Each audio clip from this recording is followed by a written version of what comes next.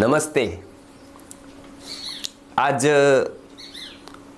जो गुरुकुल शिक्षा व्यवस्था है उसके ऊपर प्रश्न आया है। गोपाल सिंह जी का प्रश्न है, गोभक्त गोपाल सिंह जी, जो हमारी यूट्यूब कमेंट में लिखा है।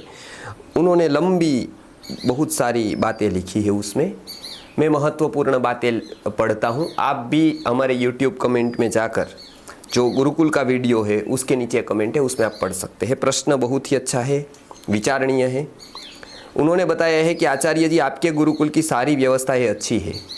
यहाँ आयुर्वेद, संस्कृत, वैदिक, गणित और अन्य विषयों का बहुत अच्छा ज्ञान मिलता है और शिक्षा भी बहुत अच्छी मिलती है। ये तो आपने अनुभव किया है, ये बात सही है।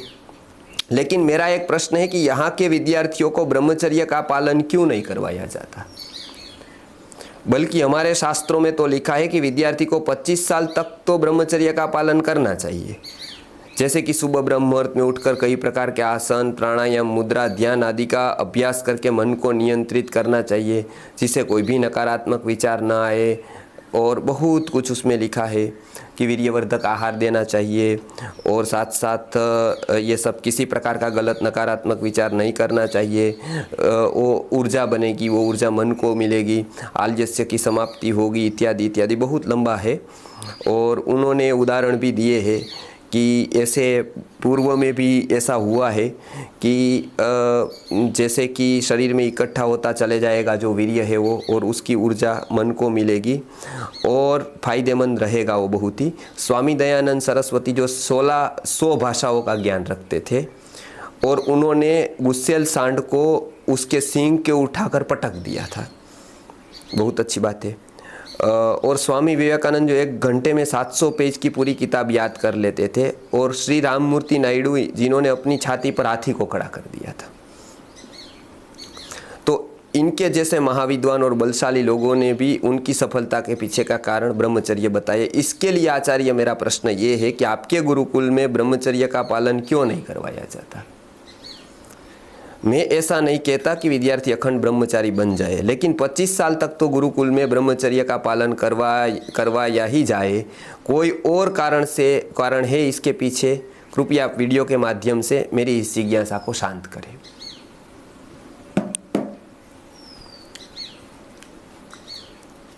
आपने बहुत अच्छा प्रश्न किया कि गुरुकुल में ब्रह्मचर्य का पालन क्यों नहीं करवाया जाता। बाकी सब कुछ आपको अच्छा लगा, लेकिन यहाँ ब्रह्मचर्य का पालन नहीं हो रहा है ऐसा आपको लगा। आप थोड़ा सोचिए इसके ऊपर कि ब्रह्मचर्य का अर्थ क्या है। आप देखते हैं कि दयानंद सरस्वती ने गुस्सेल सांड को दोनों सींगों से पकड़कर अलग कर दिया, धकेल दिया। गुरुकुल का बच्चा ऐसा कोई करता नहीं है, इसके लिए ब्रह्मचारी नहीं है।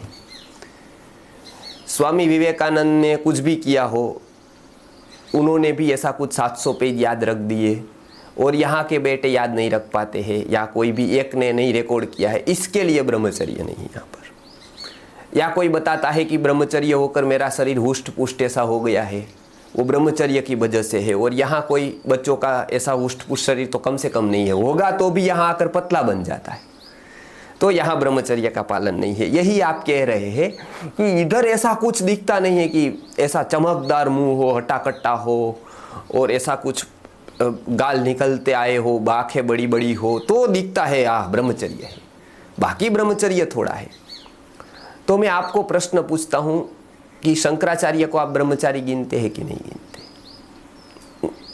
वो तो सांड आए तो भागे थे। खुद वाराणसी की घटना है ये कि सांड पीछे पड़ा, वो दौड़कर भाग गए, जिन्होंने वेद के ऊपर भाष्य लिखा है। और हम मानते हैं कि वो ब्रह्मचारी है, तो उन्होंने तो ऐसा कोई काम नहीं किया, नहीं सांड को मारा, बल्कि भागे सांड से। तो आपके मत से तो ब्रह्मचारी नहीं हो सकते हैं। राजचंद्र जी यहाँ के थे जैन साधु, जैन महाराज, या तो एक अलग संप्रदाय के वो स्थापक, जो गांधी जी के गुरु थे, आध्यात्मिक गुरु थे। उन्होंने भी बहुत अच्छा साहित्य लिखा है। वो भी आप जो कह रहे हैं उस तरह के तो ब्रह्मचारी नहीं थे, उन्होंने तो बहुत पतला शरीर था उनका। आप कहे रमण महर्षि की बात, तो रमण महर्षि भी बहुत ऐसे साधारण थे शरीर से, तो वो भी ब्रह्मचारी नहीं हो सकते हैं। अब आप रामकृष्ण विवेकानंद जी के गुरु को ही ले लीजिए, रामकृष्ण परमहंस, तो वो भी बहुत दुबले पतले थे, ऐसा कोई ऐसा तेज दिखाई नहीं देता था। तो वो कोई जो आपके जैसा वहाँ जाता तो भाग कर आ जाता कि भाई ये क्या है, व्यक्ति की पत्नी के साथ रह रहा है और इधर तो इधर पतला एकदम शरीर है बिल्कुल ऐसा ऐसा, तो वो तो ब्रह्मचारी नहीं हो सकते हैं। तो थोड़ा आप विचार करिए कि आप ब्रह्मचर्य किसको गिनते हैं कि जो हम बच्चों को पालन नहीं करवाते। कौन सा ब्रह्मचर्य आप कह रहे हैं? क्या सांड को पकड़ लेना, हाथी के ऊपर चढ़ जाना, घोड़े को दबोच लेना, कुत्ते को मार देना, ये सब ब्रह्मचर्य का लक्षण यदि आपने कहीं पढ़ा हो शास्त्रों में तो अवश्य हमको उसके पाठ भेजें कि ब्रह्मचर्य तो ही सक्सेस आप कर सकते हैं, ब्रह्मचर्य तो ही फलित है कि ये सब कर सके वो ब्रह्मचारी है, और ये सब न कर सके वो कोई ब्रह्मचारी नहीं है। तो ऐसा तो कहीं लिखा नहीं है। हाँ, अवश्य ऐसा हुआ है, वो अपनी अपनी बात है। वो तो सांड मिला तो दयानंद सरस्वती जी ने उसको मारा, उसको खदेड़ा, नहीं भी खदेड़ सकते थे, तो इसका मतलब ये नहीं था कि वो ब्रह्मचारी नहीं है। आज कोई नहीं भी खदेड़ सकता है, सांड सांड है, वो तो एक मार देगा तो हमारे जैसे उड़ जाएंगे उसको, उससे ब्रह्मचर्य का क्या लेना देना। और कोई हाथी है वो पागल हो जाएगा, 100 शंकराचार्य को भी गिरा देगा, उससे ब्रह्मचर्य का क्या है मतलब।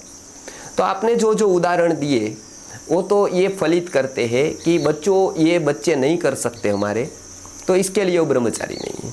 तो आप थोड़ा समझिए उसका अर्थ। आपने कहीं ये पढ़ लिया होगा, लोग यूट्यूब पर वीडियो बना बना कर ब्रह्मचर्य की ताकत दिखाते हैं, वो ताकत नहीं है, वो कोइंसिडेंस है। कोई ब्रह्मचारी ने ऐसा कर दिया, हो सकता है कोई न भी कर पाया तो भी उससे बहुत फर्क नहीं पड़ेगा। ब्रह्मचर्य 2 प्रकार का है, एक स्थूल अर्थ में आप रहे, एक सूक्ष्म अर्थ में कहे। स्थूल अर्थ आप लेंगे तो जो वीर्य का संग्रह करता है, जो गृहस्थी होकर भी स्त्री संग केवल पुत्र उत्पादन के लिए ही, मतलब एक प्रजा के लिए ही करता है, वो भी शास्त्रों के हिसाब से ब्रह्मचारी है। रामायण आप पढ़िए, राम ने लक्ष्मण को क्या बताया है? राम ने लक्ष्मण को ये बताया है कि हे लक्ष्मण महाप्रज्ञ सुमित्रायाश्च नंदनः, हे लक्ष्मण तुम महाप्रज्ञ हो, सुमित्रा के नंदन हो, इक्ष्वाकु कुलोत्पन्न, इक्ष्वाकु कुल में तुम उत्पन्न हुए हो, ब्रह्मचारी नमो नमः, वो तुम ब्रह्मचारी हो सच्चे। जबकि उसकी शादी हो गई थी लक्ष्मण की, जब ये बात कह रहे थे तब ये राम के मत से तो ब्रह्मचारी होंगे, आपके मत से तो कभी नहीं हो सकते लक्ष्मण, क्योंकि उसकी तो शादी भी हो गई, पर पत्नी घर पर है, तो कोई सन्यासी का कपड़ा भी नहीं पहना है, तो वो नहीं हो सकते हैं। तो ये एक स्थूल ब्रह्मचर्य की जब आप बात करते हैं तो ये हम विजातीय जो आकर्षण है, विजातीय जो तत्व है, उससे एक अलग दृष्टि को विकसित करे और विद्यार्थी इससे अपना ब्रह्मचर्य का रक्षण करे, इसकी दृष्टि को विकसित करते करते। ये एक प्रकार का ब्रह्मचर्य है जो गुरुकुल में है। यहाँ पर कौन सा ब्रह्मचर्य आपको नहीं दिखाई दिया? यहाँ पर लड़की लड़के की रहने की व्यवस्था अलग अलग है, वो जो आत्मा के विकास का ये सब सीख रहे हैं, वो सब संयम को जानते हैं, संयमित रह रहे हैं, यहाँ इतना ध्यान रखा जाता है, उसमें आपको कहाँ दिखा कि ये ब्रह्मचारी नहीं है? वो सांड नहीं खदेड़ सकते हैं, वो हम मान सकते हैं कि कोई सांड के पास हम भेजेंगे नहीं कि चलो हटा दो, तो वो उसको मारेगा सांड, और ऐसी मूर्खामी हम करना ही नहीं चाहते। तो ये कोई ब्रह्मचर्य का लक्षण नहीं है। जो आपने कहा कि इधर ब्रह्मचर्य का पालन क्यों नहीं हो रहा है, तो कहाँ नहीं हो रहा है आप बताइए। आप कभी भी आइए यहाँ पर, माता पिता यहाँ बच्चे को बच्ची को दोनों को रखते हैं, जबकि एक बहुत ही चैलेंज है, और वो चैलेंज को हम स्वीकार करते हैं दोनों को साथ में रखने की। दोनों को ऐसे अलग अलग रखते हैं लेकिन दोनों की पढ़ाई साथ में हो रही है। तो हम ये मानते हैं कि व्यक्ति समझ वाला होगा तो कितनी भी विपरीत परिस्थिति में वो अपना संयम कर पाएगा, और यदि उसमें समझ नहीं होगी तो कुछ नहीं कर पाएगा। वो सारा का सारा हमारे समझ पर, संयम पर आधारित है। ये पहली बात से। दूसरा अर्थ है सूक्ष्म ब्रह्मचर्य का। सूक्ष्म ब्रह्मचर्य का अर्थ ये होता है कि ब्रह्म के तरफ हमको जो ले जाए ऐसा आचरण। एक भी स्कूल में आज ऐसा आचरण नहीं होता है। हमको भगवान की ओर ले जाए ऐसे शास्त्रों का अध्ययन कहीं होता है? संस्कृति गुरुकुलम में होता है। सुबह उठकर ही पहला नाम भगवान का आता है उसका, और सोते समय की अंतिम दिनचर्या प्रार्थना से है। बीच में अग्निहोत्र है, बीच बीच में सूत्र है, बीच बीच में वेदांत का पाठ है। तो जब 12-14 घंटे में से जब 8-9 घंटे उसके ब्रह्म के चिंतन में जाते हो, उसकी चर्या में जाते हो, तो ब्रह्मचर्य नहीं है कि हम सांड लाए यहाँ पर फिर उसको रखने करने के लिए कि ये गिरा सकता है तो ब्रह्मचारी है, नहीं गिरा सकता है तो ब्रह्मचारी नहीं है। तो ऐसा तो कहीं शास्त्रों में नहीं लिखा है। ब्रह्म की तरफ की जो चर्या है, ब्रह्म का चिंतन पूरे दिन हो, पूरे दिन जीवन विकास की बातें हो, पूरे दिन आत्म तत्व के बारे में जागरूकता आए, उस तरफ हमको ले जाए, ऐसा शिक्षण हो, ऐसा शिक्षण तो यहाँ हो रहा है। वो आपको नहीं दिखता है।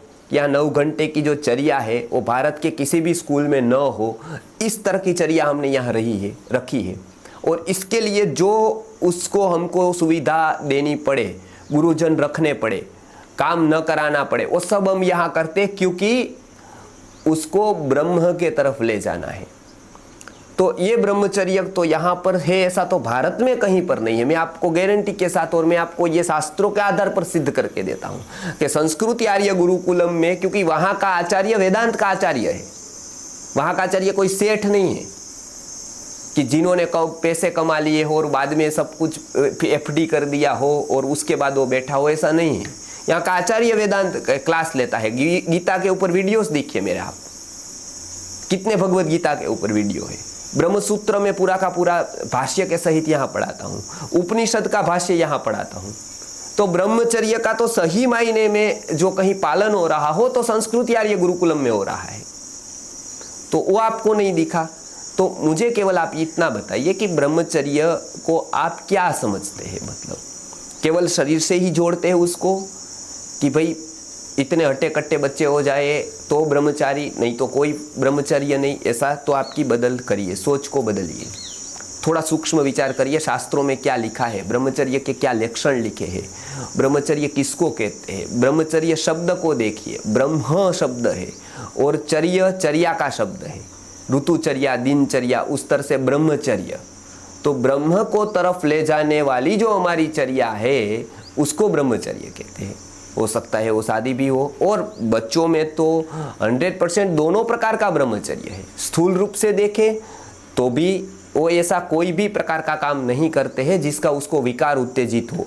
वो नहीं टीवी देखते हैं, नहीं वीडियो देखते हैं, नहीं मोबाइल देखते हैं, और उसके सब मना है गुरुकुलम में।